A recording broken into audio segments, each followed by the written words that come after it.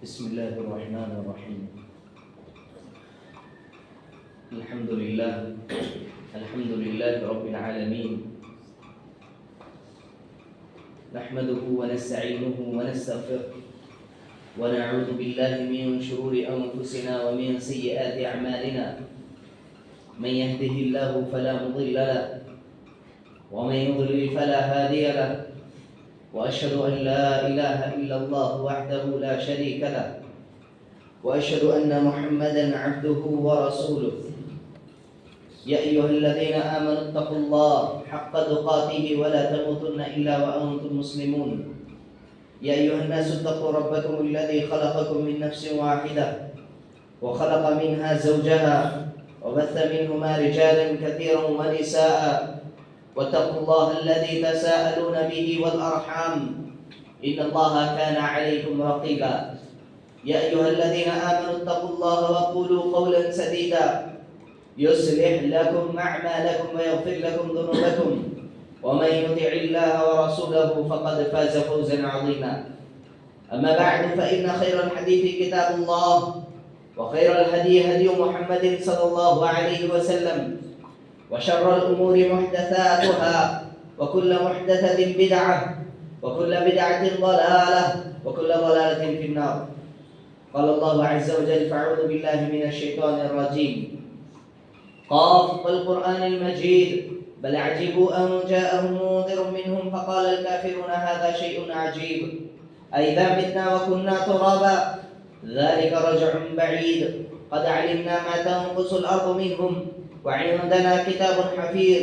بل كذبوا بالحق لما جاءهم فهم في أمر مريج أفلم ينظروا إلى السماء فوقهم كيف بنيناها وزيناها وما لها من فروج والأرض مددناها وألقينا فيها رواسي وأنبتنا فيها من كل زوج بهيج تبصرة وذكرى لكل عبد منيب ونزلنا من السماء ماء مباركا فأنبتنا به جنات وحب الحصيد والنخل باسقات لها طلع نضيد رزقا للعباد وأحيينا به بلدة ميتا كذلك الخروج كذبت قبلهم قوم نوح وأصحاب الرس وثمود وعاد وفرعون وإخوان لوط وأصحاب الأيكة وقوم تبع كلهم كذب الرسل فحق وعيد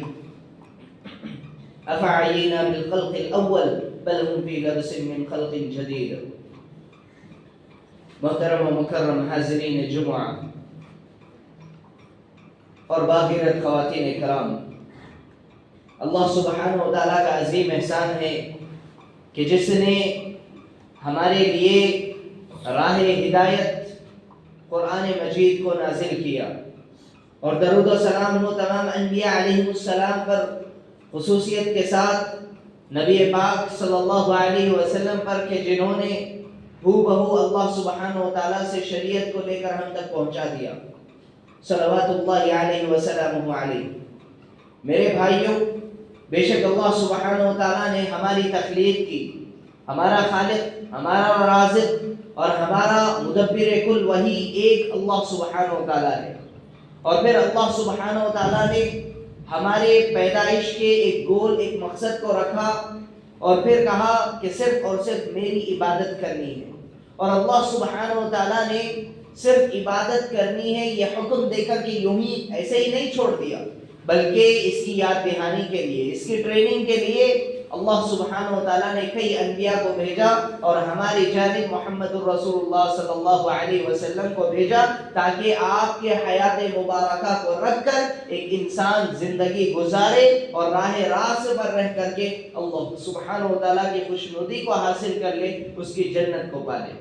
محترم حاضرین، جہاں اللہ سبحانہ و تعالیٰ نے انبیاء کے سلسلے کو بھیجا، نبی کریم صلی اللہ علیہ وسلم کو ہم تک پہنچایا، وہیں پر اللہ تعالیٰ نے ایک ہدایت کی کتاب کو بھی نازل کیا۔ اللہ تعالیٰ نے قرآن مجید کو نازل کیا، اور یہ قرآن مجید یہ ہدایت کی کتاب ہے۔ اسی کے ذریعے سے اللہ سبحانہ و تعالیٰ لوگوں کو عزت دیتے ہیں، اور اسی کے ذریعے سے لوگوں کو ذلیل بھی کر کے رکھ دیتے ہیں۔ محترم حاضرین، یہ قرآن مجید یہ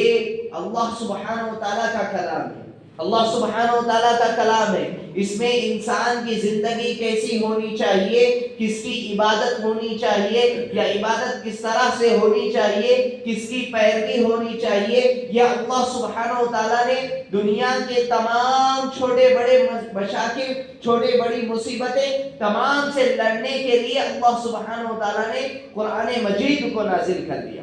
محترم حاضرین، قرآن مجید میں ہمارے لیے شفا ہے، قرآن مجید ہمارے لیے ایک تربیت کی کتاب ہے، قرآن مجید ہمارے لیے ہدایت کا راستہ ہے، قرآن مجید وہ روشنی ہے جس کے سائے تلے آنے کے بعد کوئی انسان کسی اندھیری میں کسی گمراہی کا شکار نہیں ہو سکتا۔ میرے بھائیوں، اللہ سبحانہ و تعالیٰ نے فرمایا فَمَنِ اتَّبَعَ هُدَايَ فَلَا يَضِلُّ وَلَا يَشْقَى، جو بندہ میری اس ہدایت، میری اس کتاب کو راہ راست بنا لے، میری اس کتاب کی اتباع کر لے، کہا کہ فلا یضل ولا یشقى، وہ کبھی گمراہ نہیں ہوگا، وہ کبھی بدبختوں میں شامل نہیں ہوگا۔ میرے بھائیوں، اللہ سبحانہ و تعالیٰ نے ایک اور جگہ فرمایا، کہا وَنَزَّلْنَا عَلَيْكَ الْكِتَابَ، ہم نے قرآن کو، کتاب کو تم پر نازل کیا، کیوں؟ تِبْيَانًا لِكُلِّ شَيْءٍ، ہر ایک چیز کی وضاحت کو تمہارے سامنے پیش کر دیا۔ قرآن مجید میں ہمارے خالق کی طرف اشارہ کیا گیا ہے، ہمارے رازق کی طرف اشارہ کیا گیا ہے، ہماری زندگی کیسی ہونی چاہیے وہ طریقہ کار ہمیں قرآن مجید نے ہمیں دیا ہے، ہمارا مقصد کیا ہونا چاہیے ہمیں قرآن مجید دیتا ہے۔ بالکل الغرض اگر ہم یہ بات کریں تو پھر ہر طرح کی چیزیں ہمیں قرآن مجید میں مل جائیں گی، جس کو رکھ کر کے ایک انسان اپنی زندگی گزار سکتا ہے، رضائے الہی کو پہنچ سکتا ہے، اور پھر اللہ سبحانہ و تعالیٰ نے جس مقصد کے لیے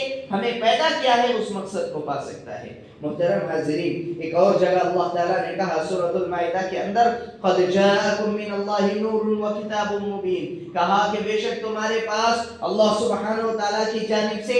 نور، روشنی اور کتاب مبین آ چکی ہے، اور پھر کہا جو کتاب یہدی بہ اللہ من اتبع رضوانہ سبل السلام، کہا کہ اللہ سبحانہ و تعالیٰ کی رضا جو چاہتے ہیں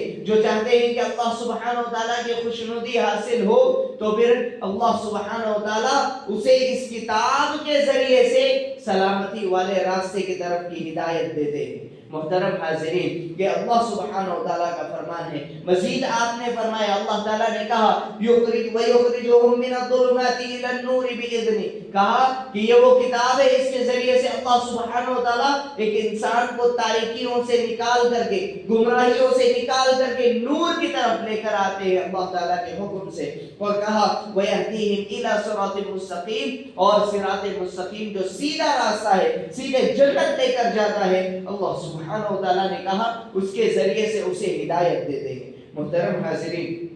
سورہ یونس کے اندر اللہ تعالیٰ نے کہا یا ایھا الناس قد جاءتکم موعظہ، کہا کہ اے لوگو سن لو، چاہے تم مسلمان ہو کہ کافر ہو، تمام انسانیت، تمام جن، سب کے لیے اللہ تعالیٰ نے مخاطب ہو کر کے کہا کہ سنو، قد جاءتکم موعظہ من ربکم، کہا کہ تمہاری طرف اللہ سبحانہ و تعالیٰ کی جانب سے نصیحت آ چکی ہے، اور یہ نصیحت قرآن مجید ہے، یہ مومنوں کے لیے ان کے درجات کو بلند کرنے کے لیے نصیحت ہے، اور کافروں کے لیے اپنے گناہوں سے باز آ جانے اور پچھلی امتوں سے سبق حاصل کرنے کے لیے نصیحت ہے کہ تم کیا کرو، اس سے نصیحت حاصل کرو اور اللہ سبحانہ و تعالیٰ کے راستے کی طرف آ جاؤ۔ محترم حاضرین، ذرا دیکھیے قرآن مجید کو جو تلاوت کرتا ہے، قرآن مجید کو جو سمجھتا ہے، قرآن مجید پر جو عمل کرتا ہے، اللہ سبحانہ و تعالیٰ کی قسم، نبی کریم صلی اللہ علیہ وسلم نے کہا کہ کل قیامت کے دن، قیامت کا دن کیا ہے؟ کیا ہم جانتے ہیں کہ اللہ سبحانہ و تعالیٰ نے کہا کہ یوم یفر المرء من اخیہ وامہ وابیہ وصاحبتہ وبنیہ، آج کا دن جو بیٹا تمہارے ساتھ ہے، جو باپ تمہارے ساتھ ہے، جو بیوی تمہارے ساتھ ہے، جو رشتہ دار تمہارے ساتھ ہے، وہ دوست جو تمہیں کہتے ہیں کہ ہم ہر دم تمہارے ساتھ رہیں گے، وہ شوہر جو کہتا ہے کہ تمہارے ساتھ میں ہمیشہ رہوں گا، ذرا دیکھیں اللہ سبحانہ و تعالیٰ نے کہا کہ کل قیامت کے دن ایک دوسرے سے سب بھاگیں گے،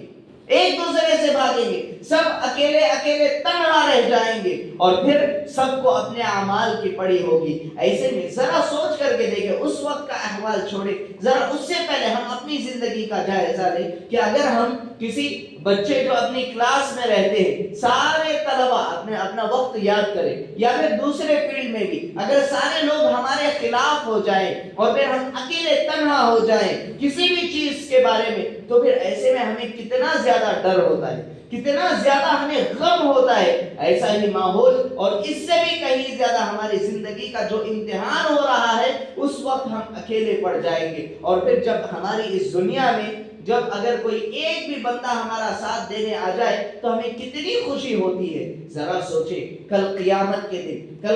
کے دن یہی قرآن اگر تم نے تلاوت کی ہے، اگر تم نے اس پر عمل کیا ہے، تو پھر اللہ تعالیٰ کی قسم، نبی کریم صلی اللہ علیہ وسلم نے کہا اقرأوا القرآن، تم قرآن کو پڑھا کرو، زیادہ سے زیادہ تم قرآن کو پڑھو، اس لیے کہ فَإِنَّهُ يَأْتِي يَوْمَ الْقِيَامَةِ شَفِيعًا لِأَصْحَابِهِ، اس لیے کہ کل قیامت کے دن یہ قرآن تمہارا سفارشی بن کر کے آئے گا، یہ قرآن تمہارے لیے تمہارے دوست بن کر کے آئے گا، اللہ سبحانہ وتعالیٰ کے سامنے آئے گا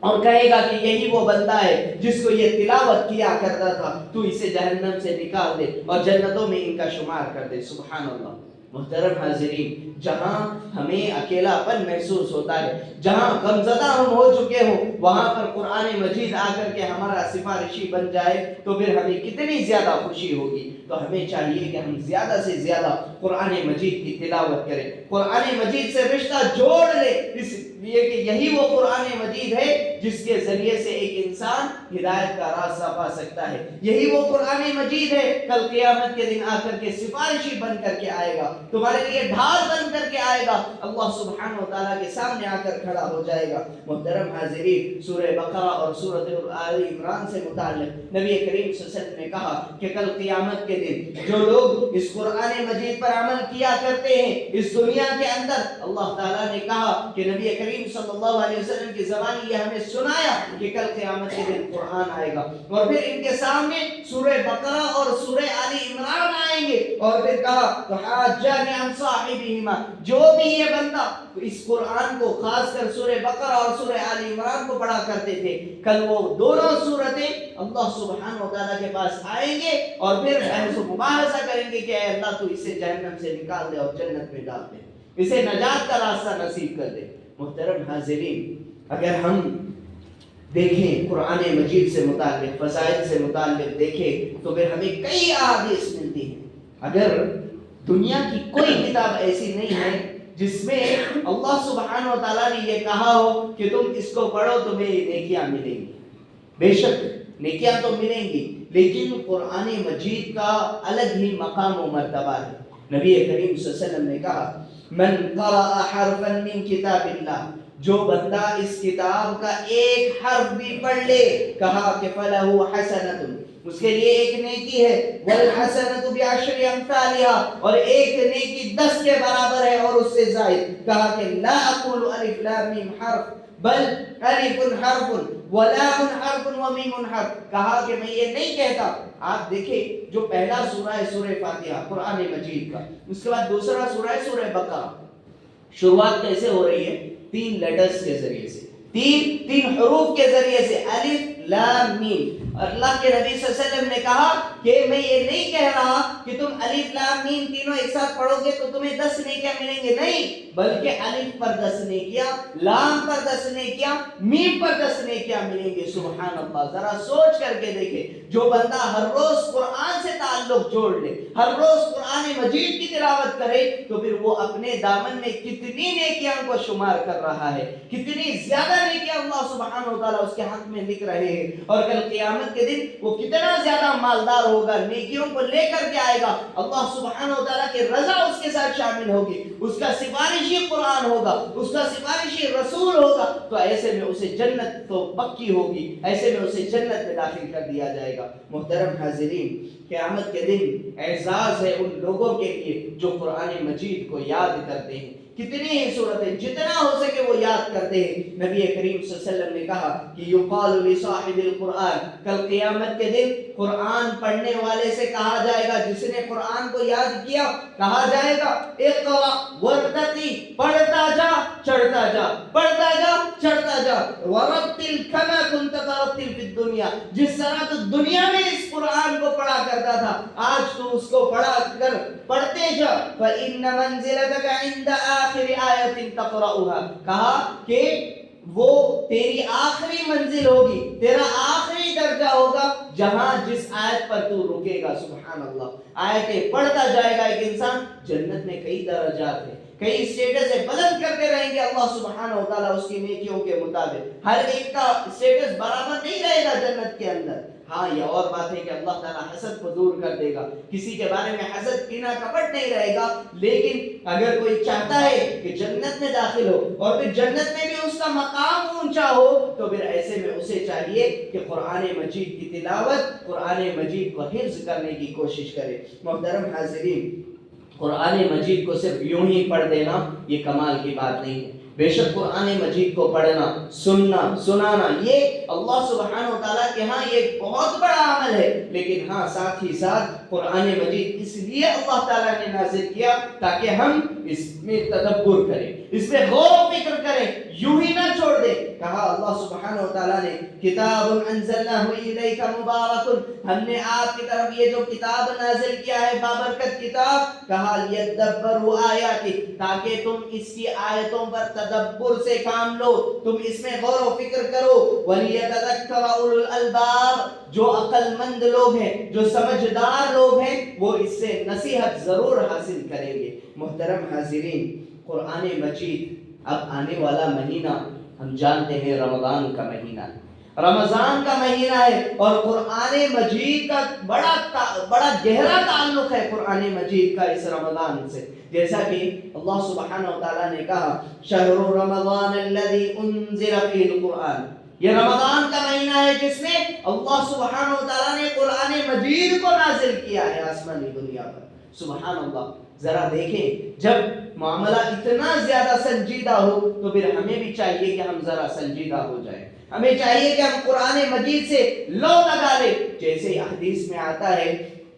جیسے ہی رمضان شروع ہوتا تو پھر ایسے میں سید الملائکہ کون ہے؟ جبرائیل علیہ السلام، تمام فرشتوں کے سردار نیچے اتر آتے ہیں، اور پھر سید الانبیاء کون ہے؟ تمام انبیاء کے سردار ہمارے نبی محمد رسول اللہ صلی اللہ علیہ وسلم۔ حدیث میں آتا ہے کہ جیسے ہی رمضان کی پہلی رات ہوتی ہے جبرائیل امین نیچے اترتے ہیں اور نبی کریم صلی اللہ علیہ وسلم مکمل رمضان قرآن مجید کو آپ پر پڑھ کر سنایا کرتے ہیں، اور یہ ہر رمضان آپ نے قرآن کو پڑھا جبرائیل علیہ السلام کے پاس، اور پھر جب آخری حیات تھی، آخری سال تھا، آخری رمضان تھا، اس وقت آپ نے 2 مرتبہ قرآن کو پڑھ کر کے سنایا۔ سبحان اللہ، تو ہمیں ذرا سوچنا چاہیے کہ سید الملائکہ، فرشتوں کے سردار کا یہ عمل ہے، سید الانبیاء، انبیاء کے سردار کا یہ عمل ہے، تو پھر ہمیں کس طرح سے چوکنا ہونا چاہیے۔ محترم حاضرین، سلف صالحین کی زندگیاں اٹھا کر کے دیکھیں، سلف صالحین جتنے بھی ہمارے بڑے علماء گزرے ہیں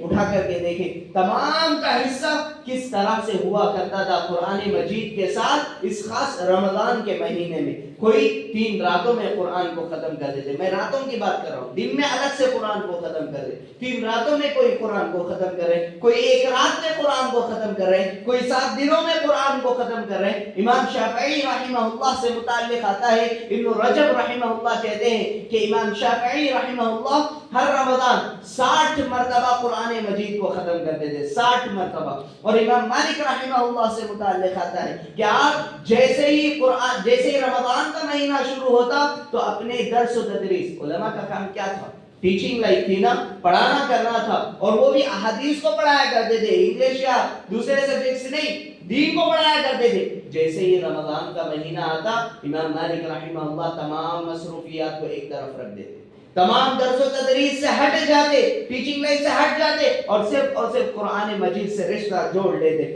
سفیان الثوری رحمہ اللہ سے متعلق بھی آتا ہے کہ تمام عبادتیں تو وہ کرتے تھے دوسرے اوقات پر، لیکن تمام عبادتوں پر قرآن مجید کی تلاوت کو وہ فوقیت دیتے تھے۔ قرآن مجید کی تلاوت کو وہ سمجھتے تھے، اسے تلاوت کیا کرتے تھے۔ محترم حاضرین، الغرض وہ تمام یہ جانتے تھے کہ قرآن مجید کی کیا اہمیت ہے، تلاوت کی کیا اہمیت ہے رمضان کے مہینے میں۔ میرے بھائیوں، میں ہمارے ذہنیت کے حساب سے، چھوٹی ذہنیت جو ہے نا ہماری، اس کے اعتبار سے میں ایک بات رکھوں کہ ہم سمجھتے ہیں کہ ہم بہت بڑے تاجر ہیں، بہت بڑے بزنس مین ہیں کہ ہم قرآن مجید کو پڑھنے کے لیے وقت نہیں نکال پاتے۔ بھائی کہاں سے پڑھ سکیں گے 3 دن میں؟ ہم قرآن کہاں ختم کر سکیں گے؟ کہاں پڑھنے ہوتا ہے؟ کسے اتنی فرصت ہے؟ ہم یہ سمجھتے ہیں وقت ہی نہیں ملتا، میں کچھ بھی کر لوں، تراویح کو جاتا ہوں، سنتا ہوں، بس اتنا ہی زیادہ ہوتا ہے، پڑھنے کے لیے مجھے وقت ہی نہیں ملتا، صبح سے شام تک کام میں لگا رکھتا ہوں۔ ذرا سوچیں، عثمان بن عفان رضی اللہ عنہ، خلیفہ ثالث، تیسرے خلیفہ، میں نے آپ کی سیرت کو آپ کے سامنے رکھا ہے کہ عثمان بن عفان رضی اللہ عنہ کتنے بڑے تاجر تھے۔ آپ کو الغنی سے جانا جاتا ہے، آپ جانتے ہوں گے عثمان الغنی رضی اللہ عنہ، کہ عثمان رضی اللہ عنہ الغنی کہتے کیوں؟ مالدار، الغنی کا مطلب ہے مالدار، آپ بڑے مالدار شخص سے، اور اللہ سبحانہ و تعالیٰ کے راستے میں جب بھی موقع ملتا قافلے لٹا دیتے تھے۔ کئی اونٹ، 40 اونٹ ایک مرتبہ آئے تھے، وہ بھی لدے ہوئے تجارت کی سامان کے ساتھ، تو پھر ایسے میں جیسے حکم ہوا فوری طور پر اسے اللہ کے راہ میں لوٹا دیا۔ اس طرح سے بہت سارے کام ہیں، بہت ساری چیزیں، میں ان کی حیات طیبہ کو پیش کرنے کے لیے یہاں پر کھڑا نہیں ہوں، لیکن ایک چیز جو ہے میں اشارہ ضرور کروں گا۔ عثمان بن عفان رضی اللہ عنہ سے متعلق آتا ہے کہ آپ ایک رات میں، رمضان کی راتوں کی بات ہے کہ آپ حجر اسود کے سامنے کھڑے ہوئے اور ایک ہی رات میں، ایک ہی رکعت میں مکمل قرآن کو ختم کیا۔ سبحان اللہ! اب ہماری عقلیں دنگ رہ جائیں گی کہ آخر یہ کیسے ممکن ہے؟ یہ کیسے ممکن ہے کہ علماء سے متعلق 3 راتوں میں کوئی قرآن ختم کر رہا ہے، کوئی ایک رکعت میں ختم کر رہا ہے، کوئی اتنا زیادہ؟ سوچ کر کے دیکھیں، میں ہماری اپنی مثال دیتا ہوں۔ اگر کسی بندے کا ایک چیز کی طرف روٹین ہو جائے، کسی کام میں روٹین ہو جائے، تو کیا وہ بندہ اس کام کو کرتے کرتے فوج سے نہیں ہوگا؟ اس بندہ وہ کام کرتے کرتے تیز نہیں ہوگا؟ بالکل یہی حال ہے۔ ہمیں یہ جو واقعات ہیں، یہ جو چیزیں میں نے آپ کے سامنے رکھی اب تک، 2 باتوں کا خاص خیال رکھیں۔ ایک یہ کہ اگر ہم روزانہ قرآن مجید کی تلاوت کریں گے تو پھر رمضان کے مہینے میں ذرا برابر بھی تکلیف نہیں ہوگی کہ ہم کئیوں مرتبہ قرآن مجید کی تلاوت کو ختم کر سکتے ہیں، کئیوں مرتبہ کر سکتے ہیں۔ اور اللہ سبحانہ و تعالیٰ کی قسم، آپ رزق کے متعلق ذرا برابر بھی فکر مند نہ ہو۔ اللہ سبحانہ و تعالیٰ کی قسم، اللہ سبحانہ و تعالیٰ رزاق ہے، رازق ہے، وہی رزق دیتے ہیں۔ اور جو بندہ قرآن سے لگاؤ لگا لے، کیا اللہ سبحانہ و تعالیٰ اسے رزق نہیں دیں گے؟ ارے کافروں کو اللہ تعالیٰ رزق دے رہے ہیں، کیوں؟ تاکہ وہ راہ راستے پر آ جائے۔ اور جو بندہ اللہ تعالیٰ کے لیے قرآن مجید سے لگ جائے، لو لگا لے، تو کیا اللہ تعالیٰ رزق نہیں دے گا؟ تو پھر ہماری یہ کیا باتیں ہیں کہ ہم یہ سمجھتے ہیں کہ ہم اگر تھوڑا سا وقت چھوڑ کر کے قرآن میں لگا لیں تو پھر ایسے میں اللہ تعالیٰ کی قسم ہمیں رزق نہیں ملے گا۔ سبحان اللہ! ہمیں ہوش کے ناخن لینا چاہیے۔ اور ایک بات یہ بھی کہ جو بندے سمجھتے ہیں، جو لوگ سمجھتے ہیں کہ مجھے قرآن پڑھنا نہیں آتا، ذرا سوچیں کیا یہ بات واقعتاً مانی جا سکتی ہے؟ ہم یہاں تو بول کر کے 4 لوگوں کے سامنے سے نکل جائیں گے کہ مجھے قرآن پڑھنا نہیں آتا، کل خالق کائنات کے سامنے ساری دنیا وہاں پر موجود ہوگی، رب ذوالجلال پوچھ لے کہ تم نے قرآن مجید کو کتنا پڑھا، تو پھر ہم کیا جواب دیں گے؟ کیا جواب دیں گے؟ سبحان اللہ! اللہ سبحانہ و تعالیٰ نے ہمیں جو پیدا کیا ہے، اس کا جو مقصد ہے وہ یہی ہے کہ اس کی عبادت کی جائے، اور عبادتوں میں جو راہ راست کے لیے، جو راہ ہدایت کے لیے جو کتاب ہے، ہم اسی کو پڑھنا نہیں جانتے۔ سبحان اللہ! کیا جواب دیں گے؟ کس منہ سے جا کر کے ہم اللہ سبحانہ و تعالیٰ کے سامنے جواب دیں گے؟ ہمیں چاہیے کہ ہم ابھی زندہ ہیں، ہم زندہ ہیں، ہماری عمر کتنی ہی کیوں نہ ہو جائے، پکڑے ایک عالم دین کو، ایک حافظ قرآن کو پکڑے، کہے کہ میں تجھے اتنے پیسے دوں گا۔ ہر جگہ تو ہم لٹاتے پھرتے ہیں، کیا ہم کھانے کے لیے نہیں دے رہے ہیں جبکہ کھانا ہمارا مقصد نہیں ہے؟ کیا ہم پینے کے لیے نہیں دے رہے ہیں؟ کبھی ادھر کبھی ادھر اڑائے، ہم دیں کسی کو، پکڑیں کسی کو، دے کر کے قرآن کو سیکھے۔ اگر آپ دینے کی استعداد نہیں رکھتے تو پھر اسے بتائیں کہ مجھے قرآن مجید سیکھنا ہے۔ اللہ کی قسم، اگر آپ کی نیت درست ہو تو اللہ سبحانہ و تعالیٰ راستے کھولے گا، اللہ تعالیٰ راستے کھولے گا، اللہ سبحانہ و تعالیٰ انتظام کرے گا تمہارا، اور ہم اس انتظام کا تصور بھی نہیں کر سکتے، سوچ بھی نہیں سکتے کہ اللہ سبحانہ و تعالیٰ کتنی قدرت رکھتے ہیں۔ محترم حاضرین، ان باتوں کا ہمیں خیال رکھنا چاہیے۔ میں ایک مثال میں آپ کو ایک عالم دین کی دیتا ہوں۔ تمام علماء کا یہی حال ہے، جتنے سلف صالحین، جتنے نیک لوگ تھے، سب کا تعلق قرآن مجید سے تھا ہی۔ میں ایک عالم دین ابو اسحاق السبیعی رحمہ اللہ، ان سے متعلق آتا ہے، وہ کہتے ہیں کہ ذهبت الصلاة منی، کہتے ہیں کہ میں وضعفت، کہتے ہیں کہ میں کمزور ہو چکا، میں اب کمزور ہو چکا ہوں، میری عمر بڑی ہو چکی ہے، میں قرآن کو زیادہ نہیں پڑھ سکتا۔ وہ کہتے ہیں کہ میں نماز لمبی نہیں کر سکتا، میں قرآن کو لمبا نہیں پڑھ سکتا نماز میں، ہاں میں اب بس بہت ہی کم پڑھ لیتا ہوں۔ کتنا؟ کہتے ہیں کہ وآتی المصلی فما اقرأ وانا قائم الا البقرة وآل عمران، کہتے ہیں کہ میں نماز کے لیے آتا ہوں تو اور میں کھڑا ہوتا ہوں اور نماز میں بس سورۃ البقرہ اور سورہ آل عمران پڑھ کر کے رکوع کرتا ہوں۔ سبحان اللہ۔ میرے بھائیوں، آپ دیکھیں سورۃ البقرہ کتنے صفحات پر مشتمل ہے، سورہ آل عمران تقریباً 4.25 پارے ہیں، 4.25 پارے، اور یہ کہہ رہے ہیں کہ میں کمزور ہو چکا ہوں، اس سے زیادہ میں نہیں پڑھ سکتا۔ تو پھر ذرا سوچیں، جب یہ کمزور نہیں تھے تو وہ کتنا پڑھا کرتے تھے؟ میرے بھائیوں، ہوش کے ناخن لینا چاہیے۔ جو یہ سمجھتے ہیں کہ میں نہیں کھڑ سکتا نماز میں لمبی دیر، ذرا لمبے وقت تک میں نماز میں نہیں کھڑ سکتا، تو پھر اسے چاہیے کہ یہ اس سے متعلق ذہن میں بٹھائے اور سوچتا رہے کہ یہ کس طرح سے ممکن ہے۔ میرے بھائیوں، اسی طریقے سے قرآن مجید کو پڑھنا چاہیے۔ اپنی جب زندگی کا مقصد ہے تو پھر اس مقصد میں لگے رہنا چاہیے۔ میرے بھائیوں، ایک آخری بات یہ کہ قرآن مجید سے اعراض کرنا، قرآن مجید کو پس پشت ڈالنا، اب ہم سب کو پتہ چل گیا کہ قرآن مجید کی کیا اہمیت ہے، قرآن مجید کتنا زیادہ اہمیت کا حامل ہے، ہم سب جانتے ہیں۔ اگر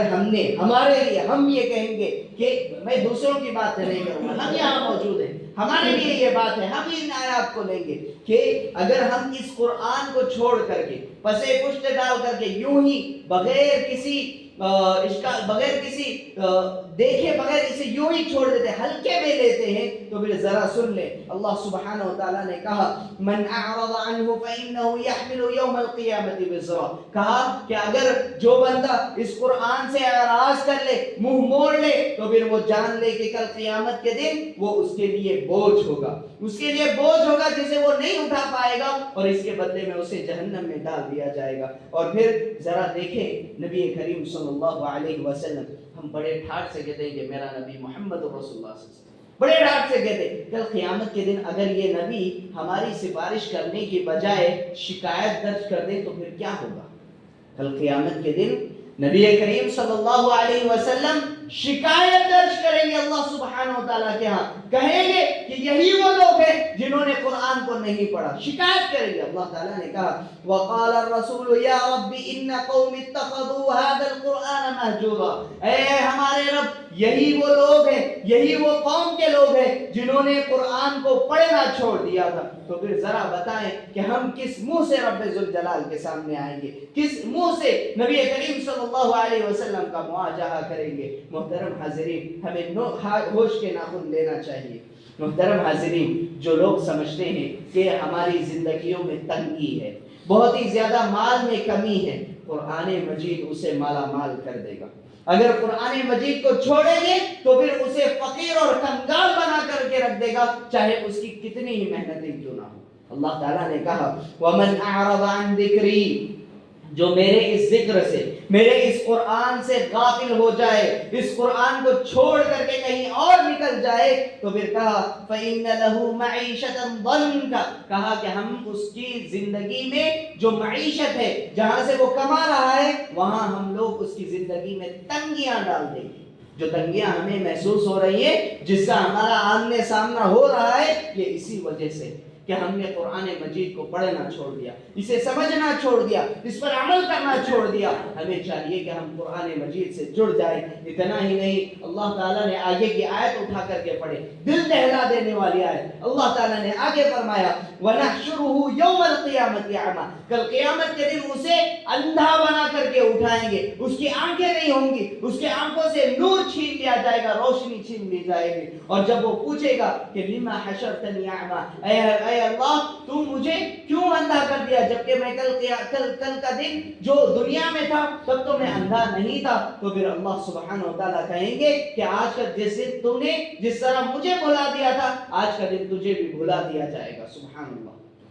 محترم حاضرین، قرآن مجید ہدایت کی کتاب ہے، قرآن مجید تلاوت کی کتاب ہے۔ اسے پڑھیں، اسے اپنی زندگیوں میں اس سے رشتہ بنانے کی کوشش کریں، ہر روز اسے پڑھنے کی کوشش کریں۔ یاد رکھیں، جو لوگ اٹک کر کے پڑھتے ہیں ان کے لیے دگنا اجر ہے۔ نبی کریم صلی اللہ علیہ وسلم نے کہا کہ جو قرآن مجید کو پڑھے اور پھر اس میں اٹک کر کے پڑھے تو پھر اس کے لیے 2 اجر ہیں، ایک اجر نہیں بلکہ 2 اجر کہا گیا ہے۔ اور یہ اس وجہ سے ہے کیونکہ اسے پڑھنا نہیں آتا لیکن وہ کوشش کر رہا ہے پڑھنے کی، وہ اٹک رہا ہے، لیکن اللہ سبحانہ و تعالیٰ کے ہاں محبوب عمل ہے تو اللہ تعالیٰ اسے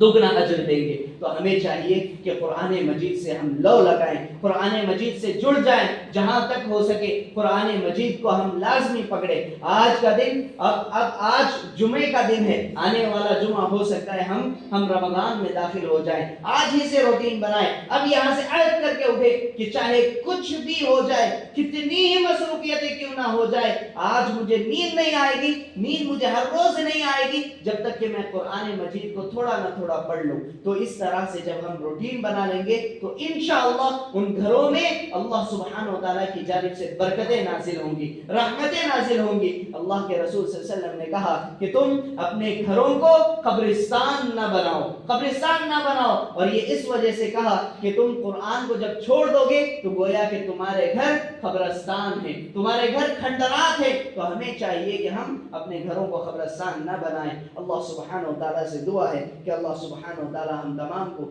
جب تک اس دنیا میں رکھے قرآن مجید کے ساتھ زندہ رکھے اور اسی کے ساتھ ہمارا کل قیامت کے دن حشر ہو۔